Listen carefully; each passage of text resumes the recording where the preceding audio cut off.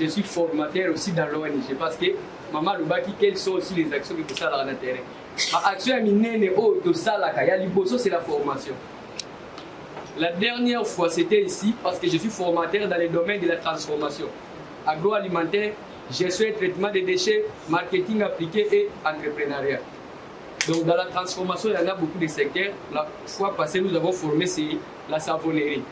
Les gens ont appris à fabriquer tous les produits de nettoyage. Et ces gens-là, aujourd'hui, sont en train d'œuvrer librement dans leurs activités. Donc ce sont les activités fortes que ONG Nabiso et Salak. Et étant formateur, je suis fier d'en faire cette réponse. Et je vais travailler sur le cerveau et après ça, Mbomo.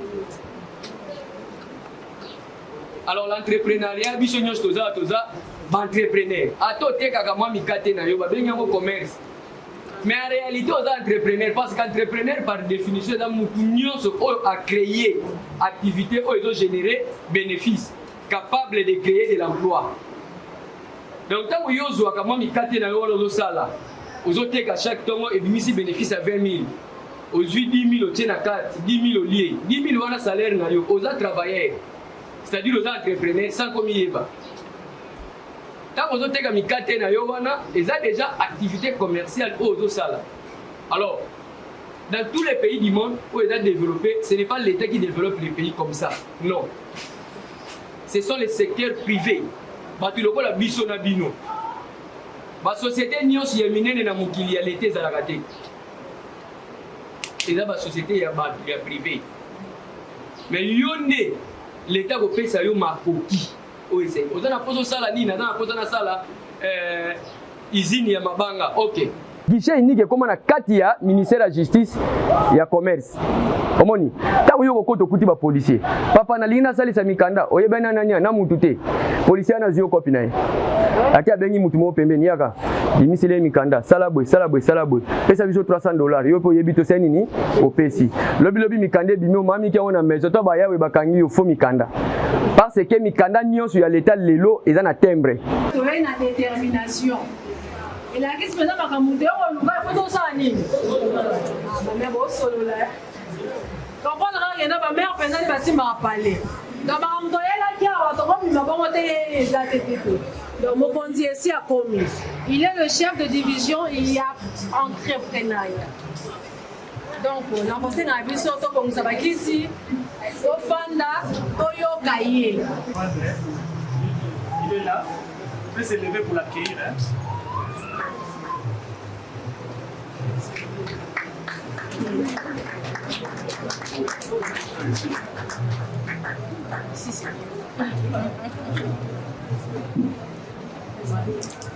Bonjour à tous.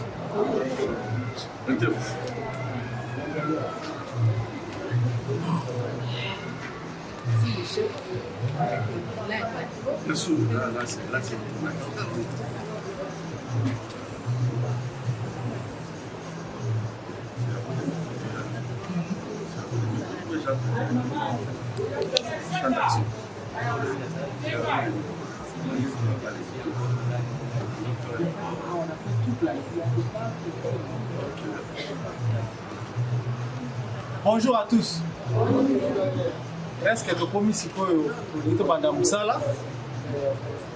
Mon consultant est là, aïe.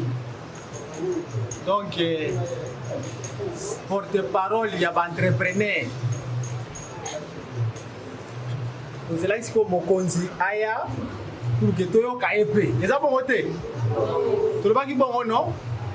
Mais aïe, solo la naïe. Aïe, libiso na opetoye, na ngwe pa naïe, to solo la. Et puis après, moi à un moment donné, tout kabwana pour que mutuna mutaki ndeko zongela ba misala na bango. Merci beaucoup. Merci. Merci. Encore une fois, bonjour à tous. D'abord, on a aussi une excuse parce que c'était prévu. On a commencé à partir à 10h. Compte tenu à la charge aux Alango, c'est ce qui a fait que on a commis un peu en retard. Tout de suite, quand déjà la bande Koya, on a eu information, il y a mon prédécesseur Oyazala qui avant Nala Koma a Otiko Koufa, C'est ce qui a fait que Nazal est un peu frustré de la commune à moi en retard, mais je m'excuse. Dans les jours à venir, Torobongi Sayango. Je crois que Limbi Sibiso. Merci beaucoup. Je vais commencer d'abord par la présentation. Moi, c'est M. Longonga, Basengia Jean Bonheur. Nazali chef de division. Il y a petite et moyenne entreprise. Il y a Ville à Kinshasa. Alors, nakutana kina bandeko. Na compte il y a ONG parce que tu es déjà na bango. Ils sont venus vers moi pour la relaxanga ba desiderata. Il y a ONG na bino. Et c'est comme ça que j'ai dit. Comme parmi les rôles, il y a administration langa. L'ONG fait partie du partenaire. Nous devons travailler en synergie. Mais dans la poste, on a membre. Il y a ONG Nabino. J'ai commencé d'abord pour nous à la sûre na ONG Nabango. Il y a d'abord Mikanda. S'ils sont en ordre avec l'État, parce que tout se fait d'abord par la loi. Et évidemment, basé en ordre. C'est comme ça qu'on a dit, on va commencer avec eux. Comme chez nous, au niveau de l'administration provinciale, nous travaillons avec les organismes internationaux et nationaux.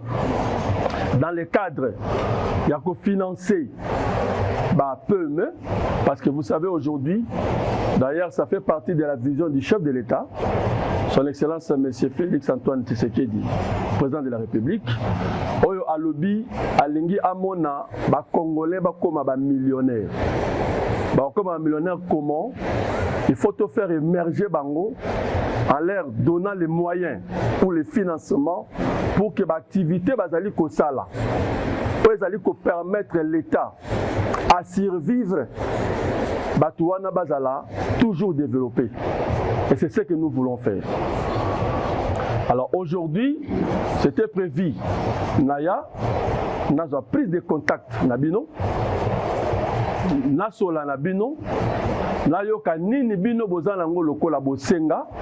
Parce que à niveau Nabiso, nous sommes déjà prêts. Il y a qu'à permettre, d'abord, il y a qu'à s'imprégner dans l'activité, qu'on formaliser l'activité et vous permettre à financer bino. Le financement est qu'il y a après la formation.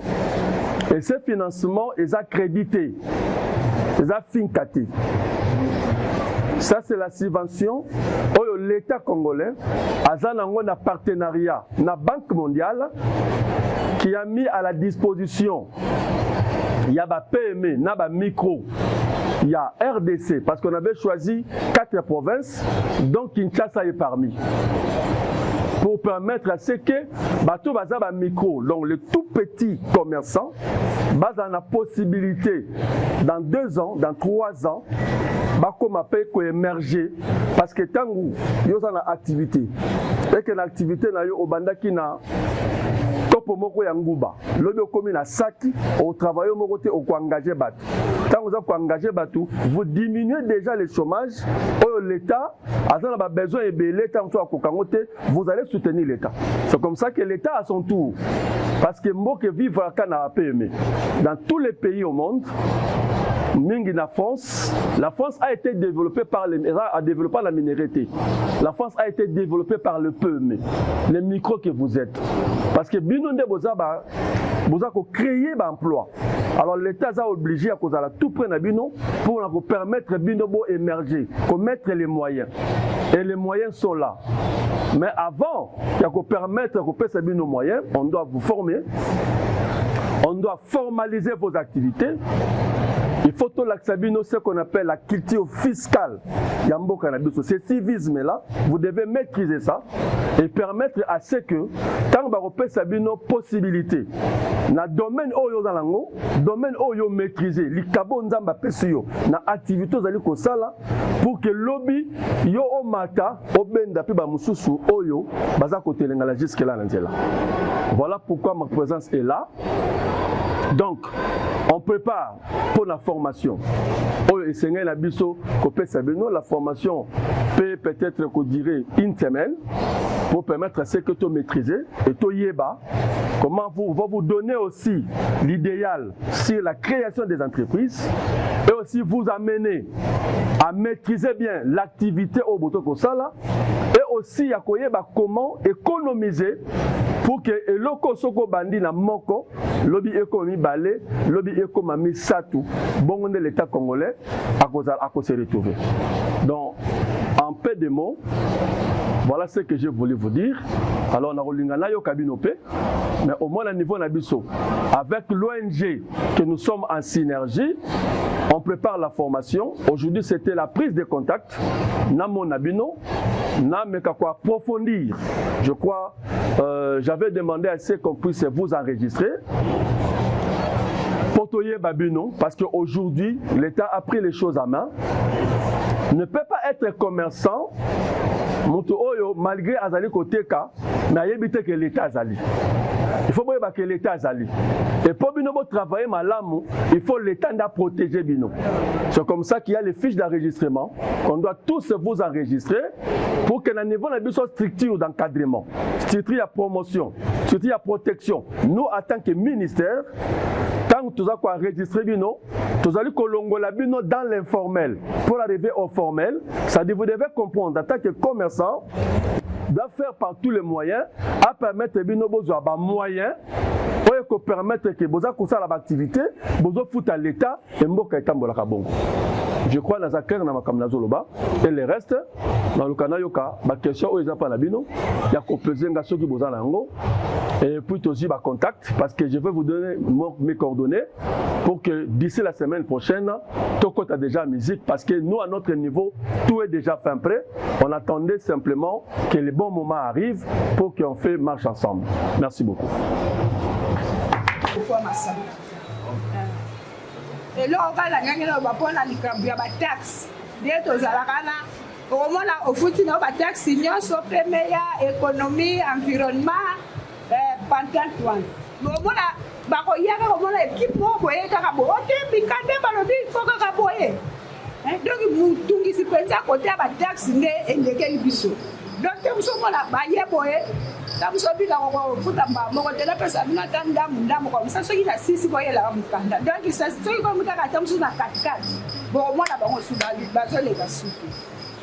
donc du côté penzane ya taxe vraiment tozonyo kwa mane côté taxe ne côté wa côté la biso polikamba taxe ne zo pesa biso ba taxe comment luku bele donc tozo comprendre dans les jours à venir bozo ba coordonner nanga pour to quitter la terrain équipe pour na koyeba ko landa bato bazali ko créer tracasserie na terrain pour basa la surtaxation.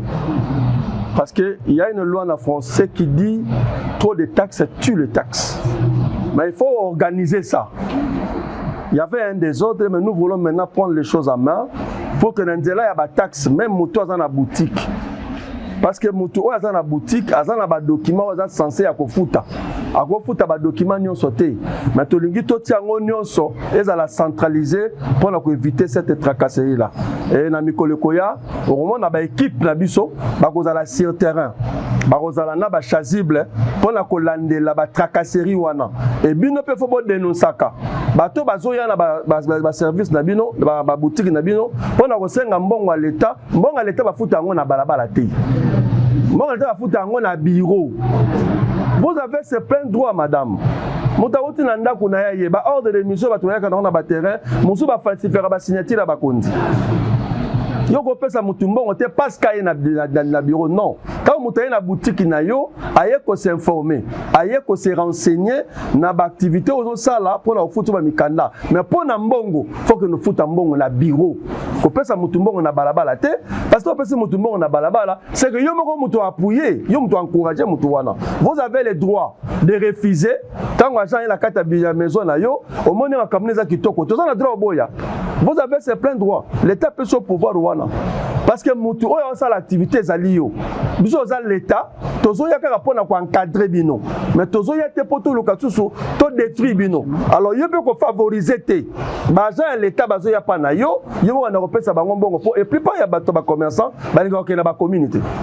donc na ba bureau te pour na futa mikanda au moins na bureau pe présent ndenge mususu ah pe ba to futi mbongo ndenge mususu donc bino pe c'est comme ça les bien fondés ya formation pour même ma pe bino ya koyeba ba droit na bino boza na culture wana fiscal 4 na bino quand est-ce qu'on peut payer parce que toute taxe eza ya ko futa te eza na taxe muta ko futa ngo o aza na RCSM eza na taxe muta ko futa ngo muta aza na patente muta aza na patente ko futa DGDA te muta aza na patente ko futa taxe songolo te mais au moins que bino bo futa ba taxe nyonso na o eza ya yote parce que mo za la connaissance te mais on va remédier sur ça. Merci beaucoup madame. L'État a bongisi kosunga population pour que na simalango bakoka mama bijou kumutwa na zana dépôt ya mapa pona kosunga ba population na oyo bokopesa retour nango babanda kofuta ba taxe bon motuna nangeza ke ba mama oyo batekaka makala ba mama oyo batekaka mapa na ba porte ya ndako oyo batekaka ba jus na ndako congélateur ati mwa jus na ye azoteka na kati ya ndako na ye ba mama wana batu wana presque est-ce que bakozala na droit ya kozwa crédit to te nde motuna na ngai yango wana même bato batekaka mpe ba vente en ligne azwi biloko ati ya publier yango soki moto asepeli azwi numero na ye ayebisa ya kotikela ye bato wana position na bango eza ndendi na ye ok baza na droit ya kobénéficier merci beaucoup parce qu'il faut partir des niveaux pour l'État dans la prochaine année. Nous devons surtout voir les pour ça la moussala pour la retour dans le bénéfice l'État dans la prochaine année. Et dans la taxe, nous avons la taxe qu'on appelle la patente. C'est une taxe d'intérêt commun. Au ville de Boutou.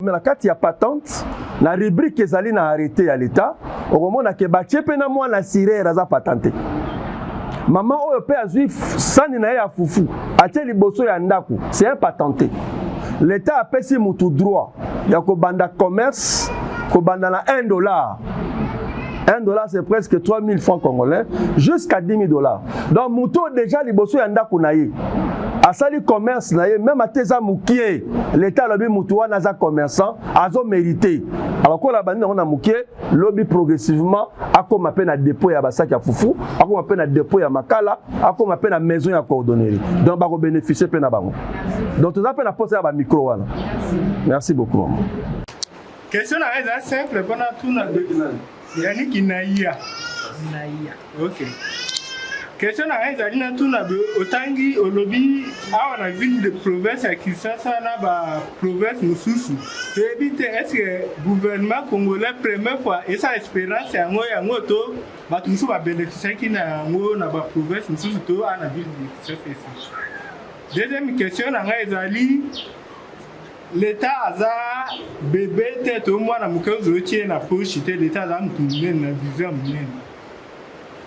Ce qui l'État qui a domaine moko a soumata financer le ko la ba pêcher a web ça ba pêcher go présenter nga mikanda na bino ne koza pêcher au sali combien des années bon sa méthode au lobby non mikanda na nte mais à la longue ne to ba no ko futa est-ce que na mo na o pe flou na ebite so comprendre oui c'est ça. Na Kinshasa a été déjà financé. Tozalaki na structure moko tobengaki Padem PME Lobby. Programme ya ko financer ba PME. Le Coma transforme. Programme on a ça fait beaucoup d'années déjà. Alors hier bandaki ko pesa ba subvention wana mais bandaki ko viser beaucoup plus parce que na ville ki na RDC tozali na deux lois ya commerce. Tout ça la loi liboso ya commerce ya batu oyo bafutaka RCSM les commerçants oyo capital na bango ezo banda na $10,001 jusqu'à même $800,000 Alors transforme à visa qui d'abord liboso na ba grands entrepreneurs à tenir compte na ba micro. Donc financement ici banda qui déjà mais pour na ba micro banda ko pesa yango te, les micros vivent plus dans l'informel. Ndo moni ba finka na ba banque mususu bazwa qui les devant, ya ko pesa bino ba crédit ya ba 25% parce que de ce côté-là, il y avait une négligence de la part de l'État. Maintenant que l'État a récupéré yango, on a tenu compte il y a les micros là, les informels là, au Bazali en grand nombre que le cas former les entrepreneurs et l'État maintenant a tiré en marche Nandela Nabiso pour subventionner Bango. Donc financement est salamaki déjà, mais salamaki n'a pas personne fixée, ma personne morale. Pour le moment, ça sera la première fois auto kitalango si qu'on a ba micro, bateau à son patente. Deuxième question nayo, c'est comme ça qu'on a parlé de la formation. Peut-être en désordre, non. Vous devez quitter l'informel au formel, c'est-à-dire on va formaliser d'abord vos activités. Pour mutoye bana kaza commerçant force à la mikanda l'État. Chose à la mikanda l'État tu vas na ndengni. Donc tenir compte il y a expérience. Il y a oyo sali na activité au salaka, place au salaka activité. Est-ce que fout à mikanda l'État? Moi qui vous parle ici, na ba commune union sa ville à Kinshasa na ba service là ngai. Dans la chef de service, il y a PMEA dans toutes les communes. On va faire une autorisation d'ouverture. Naba commune. Nazalaka na programme nyonso ya bango. Nazalaka na répertoire nyonso ya opérateur économique oyo bazali kosomba autorisation d'ouverture, bazali kosomba mikana na bango ya l'État. Nazana yango. Et to ko landela yango de près parce que pour mutu abima commerçant, il faut mutu na afuta ba taxe à l'État. Et to ko pesa mbongo wana pe par rapport ya crédibilité na yo vis-à-vis ya ba taxe à l'État. Nde na kati ya formation ndé bokoye ba vérité nyo surtout wana parce que après formation na connaissance bino bokozwa ndé to ko catégoriser oya somba kanini oya futa kanini avant ya ko pesa subvention ba pesa ngo bon na lo yengete. Merci beaucoup. Bon. Presque oyo to kaki o pe to sengaki ke toyoka toyoki. Nayebi ke batu nyonso bayaka nesika batu malamu mpe batu mabe bayaka wana. Yo mutoza ya mabe continuer mabe nayo. Yo mutoza ya malamu continuer malamu nayo.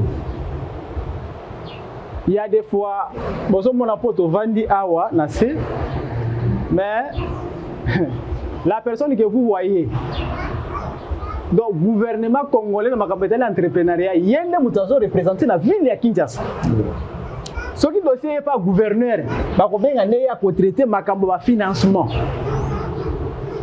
C'est-à-dire yende ville ya Kinshasa makambo etali entrepreneuriat eza na maboko na ye parce que ministère ya entrepreneuriat ville yende mutasimbi yango.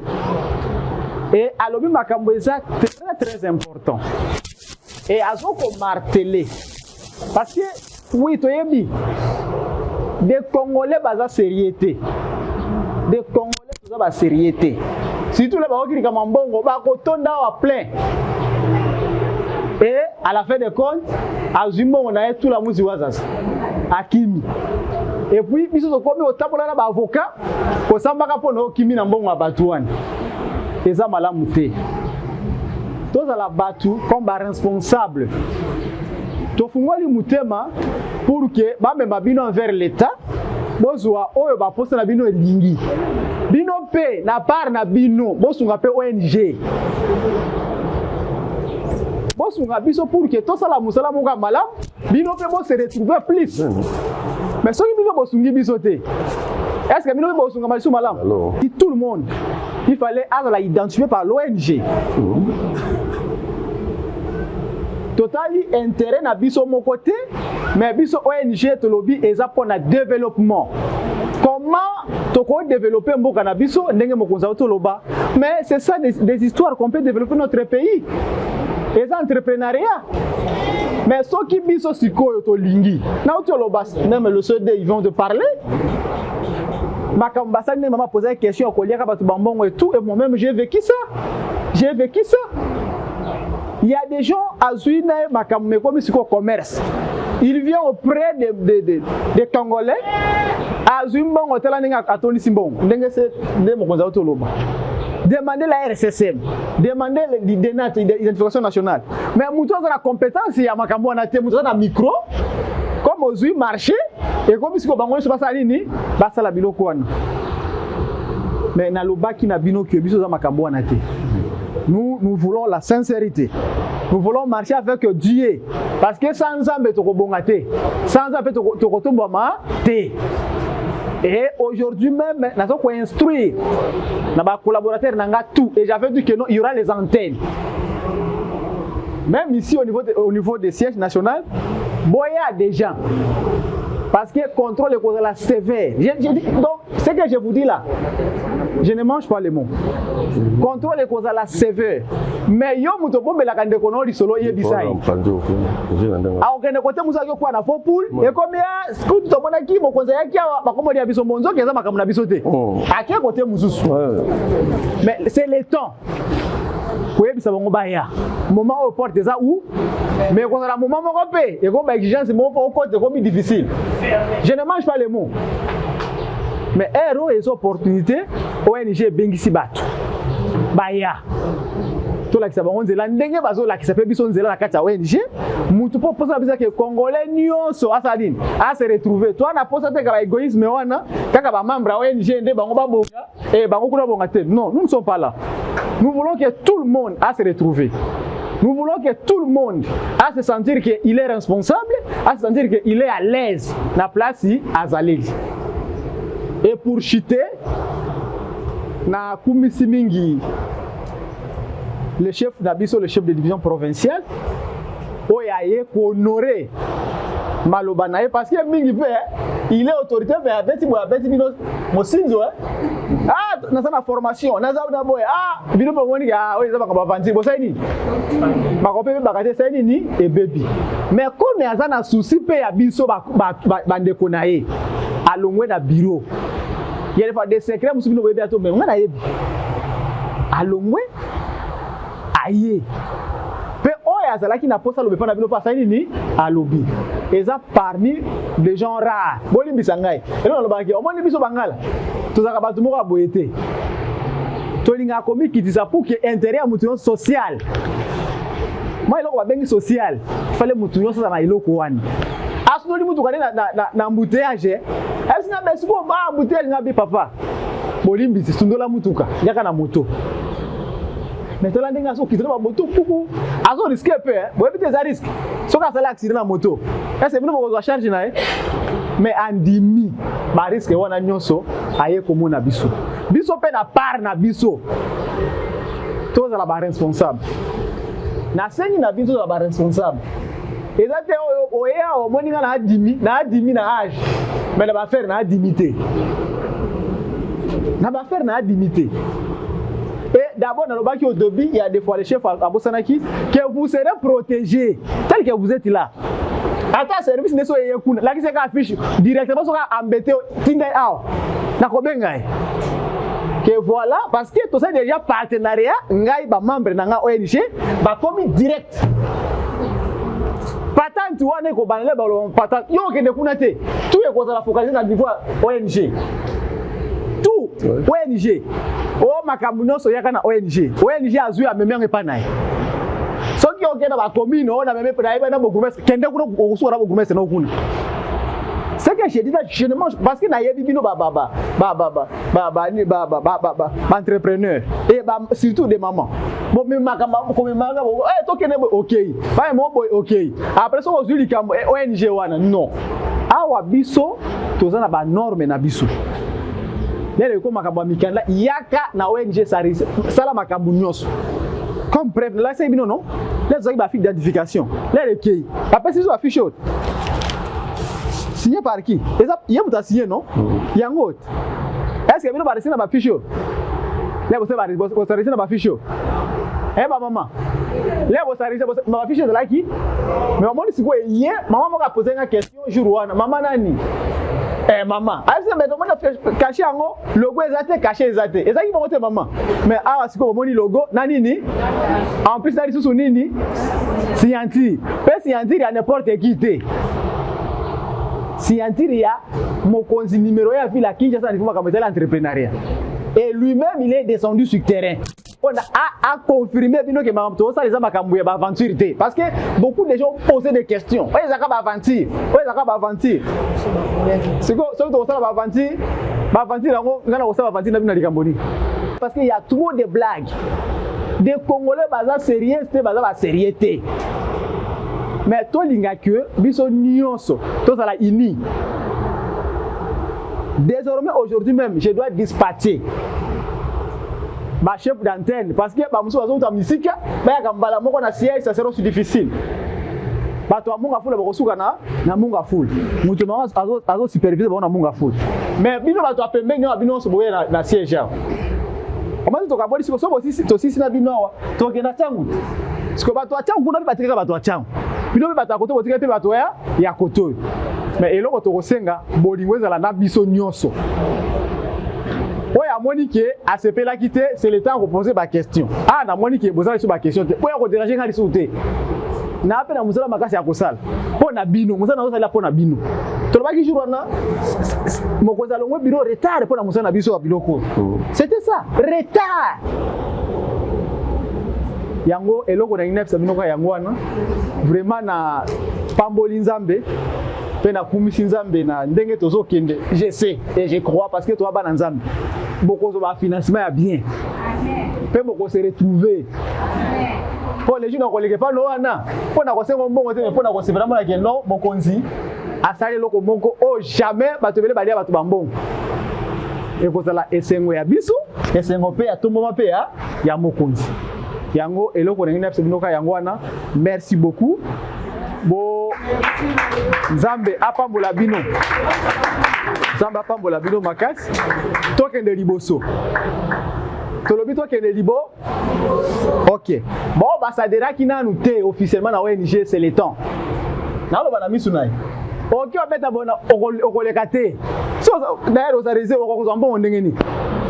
Oza membre wa ONG to okozwa mbongo ndenge Toto kana Mama uto pose ma agriculture ya wati. Donc si poto que to kita sitere kuna kaka bota ba boemo konzi. Il faut tout ba très bien, mais to kwebo par rapport à identification ya ONG. Est-ce que réellement as un membre ONG, as un membre moko effectif? Soko zaka mutu aboye to ko bengo mama ya. Zo affiche na yo. Soko Olanda chef kuna yo moko Olanda. Et pas na biso to yeba o lisusuti. Donc ndenge to ko marcher na discipline. Sans discipline, tu kolonga te, mais avec la discipline, de tu ressens nini, tu kolonga. Donc merci beaucoup Nzamba Pambola. Alors tu bandaki na le sambo, hein? Bandaki na le sambo. Total la mokolango ndenge lekeli, nde to la mukeli, nde to sangali awa, pe l'équipe ndenge to senga kel l'équipe nyosoma malamu. Alors ba projet pour etikali tel que la formation Nzamba salate ekende bema malamu ndenge cordon lobike biso nyonso toko CP là na ba vision tozana. Alors toko telema poteto sambela ndenge baki moto azala lingomba na ye mais biso baso mona kabe tata be moko. Alors tozui position ya sambeli kukumba tata pe ya mwana pe li mosantu amen. Mokonzi opusi bolamu biso bisalio bikokumisa yo Nzambi na biso bato pe na makanisi ma biso pe tozalaki na yango yo po lakisi biso bonene bwa yo pona lokumu na yo po sali lolenge yo lingi yango na topesi yo se lokumu yo moko oyebi tina nini olingi te masoma leka eleka boye pe na monga oyo yango topesi yo se lokumu. Alors, ma projet est égal l'union sur mon compte. On dit à moi dans ma boque, yo ça la formation, et vous allez pour l'engueuler ensemble dans la division. Et les camarades sont malades. Que le combattre là, vous conduisez sur la division ville de Kinshasa. On peut ça et votre colomono. mpe bomoi molai mokonzi na ekipe na ye atina te atobandi projet e mokonzi ezali se mpona bolamu ya bana ya ville de Kinshasa mo bozonge na biso bandako mpe baprograme totikali toti manso yoleka liboso na yango makila bango na Yesu Kristo mpe batela yango lelo mpe lobi oyo bileko biso seko amen.